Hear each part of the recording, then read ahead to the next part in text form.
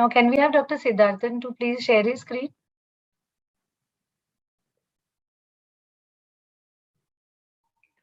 Yeah. Yeah.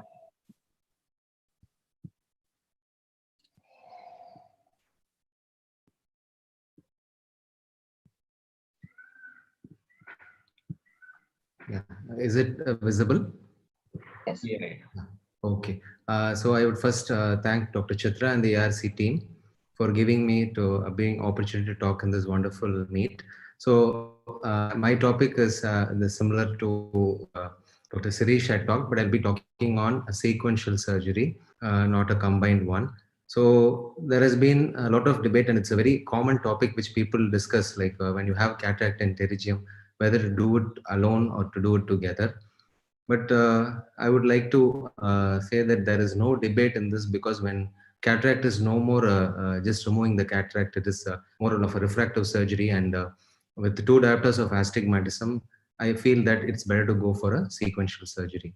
So I would just present one or two cases where you can understand the real scenario.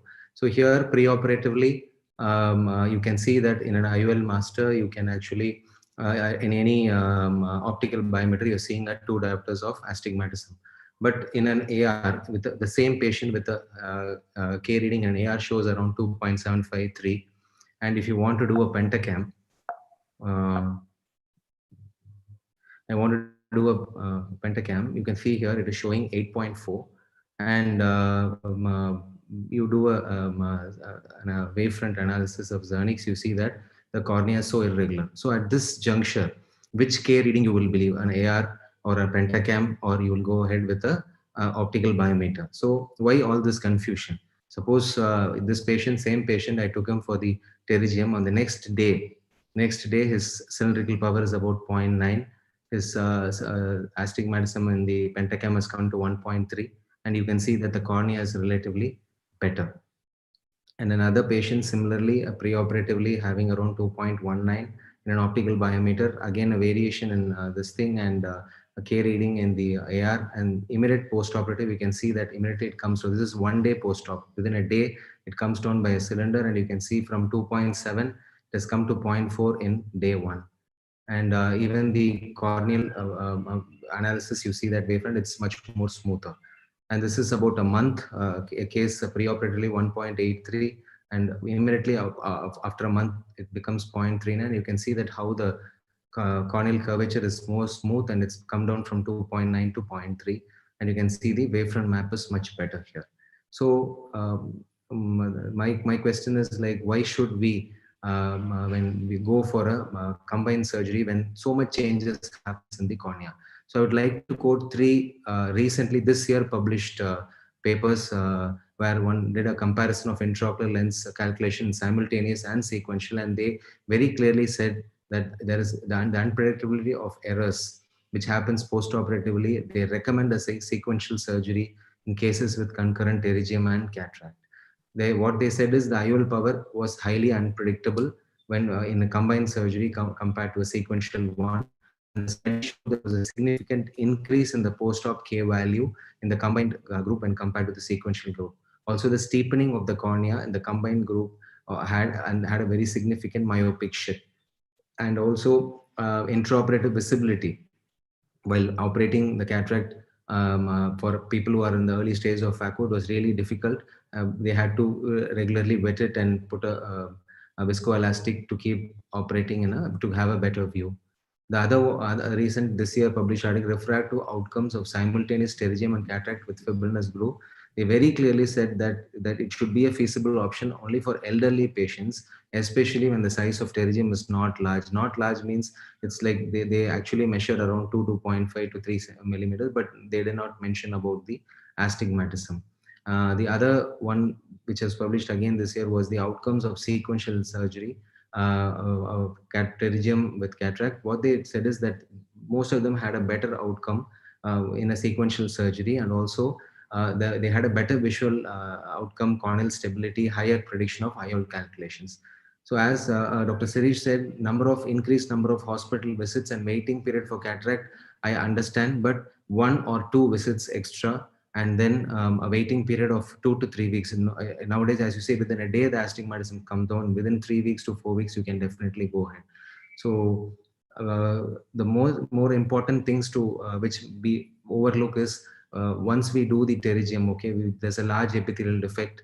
There is a raw area where you've taken the conjunctival graft in the superior quadrant, you put glue, and you're doing an intraocular surgery, you're placing an intraocular lens. And in case of any complication during cataract surgery, chance of infection is also higher. And with this surface scenario, you are going to give steroids. So I would feel that doing a sequential one would be better for the patient and also for us. And that too, I think all of us here, when we talk about premium IOLs and all these things, with technological advancements, expectation of the patient is very, very high. So I would always say that when you're doing premium surgeries, you're going for 2.2, 2.4 incisions. And 1 minute remaining. Yeah, and it has become more like a refractive surgery. So how can we ignore a 2 diopters of cylindrical power, and which machine will you believe the K reading to infer from? And in a sequential surgery, once you see that the astigmatism come down, you go for the direct whatever lens you want, like monofocal, multifocal, whatever you want. Otherwise, if it doesn't come down, you can do a toric. But in case of a combined, you don't have any choice of going for a toric or anything, and you cannot predict what will happen post-operatively. So because of this unpredictable nature of these changes, sequential surgery is preferred. I feel it should be preferred over combined in the event of concurrent cataract with pterygium of 2 diopters or more. So doing something right, I think combined surgery is right. I'm not against it. It is doing something right, but I always prefer to do something perfectly right. There's always a difference between doing right and perfectly right. So that's my argument. Thank you. Yeah, very, very well said, Dr. Siddharthan. Can you please stop sharing? Yeah. Yeah, Dr. Ramurthy sir, your comments on this, because 2 diopter of astigmatism is really very significant in today's date, where we consider cataract to be a refractive surgery. One thing I wanted to ask you is, when we talk about pterygium causing astigmatism, it is not just the astigmatism lower order aberration, it is the higher order aberration that also gets induced into it. So if you go to do a one-time surgery, combined surgery, how will you be actually treating the higher order aberration? And you will be left behind with poor quality of vision, and there's an unpredictability in the post-operative astigmatism. Your comments, sir? I think both of them answered partly your question. And, I thought there was not much of a debate. In different ways, they almost said the same thing. Here, Shreesh, I know, has huge experience with pterygium. We jokingly call him the pterygiologist of the hospital. I'm sure that applies to Siddharthan also. So basically, whenever, I think they said it all. If supposing it's a large pterygium encroaching onto the cornea, having a significant astigmatic impact, and especially if the other eye doesn't have a pterygium, and if there is a significant difference between the pterygium between the 2 eyes, and the patient is expecting a refractive outcome, maybe intervention toric intraocular lens or a multifocal intraocular lens, then obviously you do the pterygium first and follow it up with wait for a period of time for the eye to stabilize. Maybe a month later, though Siddharthan did show that even a couple of days, the astigmatism comes down, and then go ahead and do a cataract surgery. But as Shreesh mentioned, many of these patients are from a lower socioeconomic status, maybe because of coming to the hospital twice over, etc., is a problem. And especially if it's a small pterygium just at the limbus, not having much of an astigmatic impact. And if it's comparable, the astigmatism in this eye is comparable to what is there in the other eye, which perhaps doesn't have a pterygium, I think going ahead and combining the 2 surgeries is not a bad idea, because it's also beneficial for the patient and the physician. So as I think both of them said nearly the same thing, because both of them said the right thing. So if it's a huge pterygium with astigmatic impact, divide into 2 sittings. If it's a small pterygium in the corner, not much astigmatic impact, patient is just expecting good results from his cataract results, not refractive outcome, go ahead and do a combined surgery. Yeah, absolutely. Dr. Siddharthan, what would be the ideal time interval between the 2 surgeries? So I prefer to do between 3 weeks to 4 weeks. Usually they become, as I showed, within a day or 2, they become all right. By 3 weeks, 4 weeks, they usually stabilize. Yeah, usually at our center, what we do is at around 3 to 4 weeks, we first do a biometry and then repeat it after a week to see whether it is stable or not, so that at least you are sure that there is no continuous change in the keratometric readings.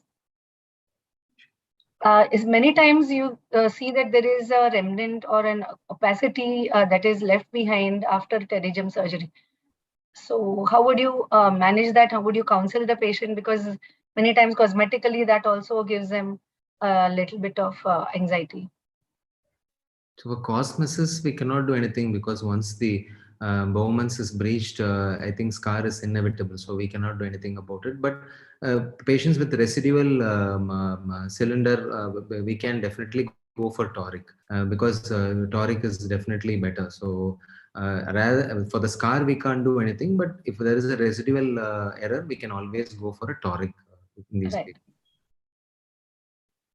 Can reduce the amount of scarring by carefully detaching the head from the cornea. Carefully, if you avoid, so the irregular scarring can be avoided. Or you can even use diamond bar to smoothen that area. But of course, totally you can't avoid scarring. Any other comments, Dr. Virendra sir? Dr. Ravindra sir? I feel doing sequential is better because in combined, it cannot be said that the patient doesn't want refractive result. Patient wants refractive result, and everybody even expects to be a refractive result. So it is not the matter that you can ask him or not. So I think doing sequential is better in my view. And 3-4 weeks is the usual time we wait, and then only we plan. Perfect. So I think now anybody else for the last comments? Or we can do a concluding remarks. We wish Dr. Chitra is also here for a concluding remarks. It is her comments and her message that I would like to read across. Thank you so much, dear expert panel and all the speakers for the great, wonderful inputs and the transfer of knowledge that we have got in this today's webinar. Most valuable inputs by our expert panel. Thank you to Dr. Satyajit also. Thank you, Dr. Chitra ma'am. And thank you to Mr. Kripal and our AIOS team for the constant support. Also, Mr. Sai and Manjula from Numerotech to Entod for their constant support. Dr. Sethi and his strong team. Deep felt thanks to all the attendees, and we really hope and believe that this webinar has really brought out a lot of knowledge for all of us. Thank you so much, everyone, for spending your valuable time on a Sunday afternoon. Thank you so much.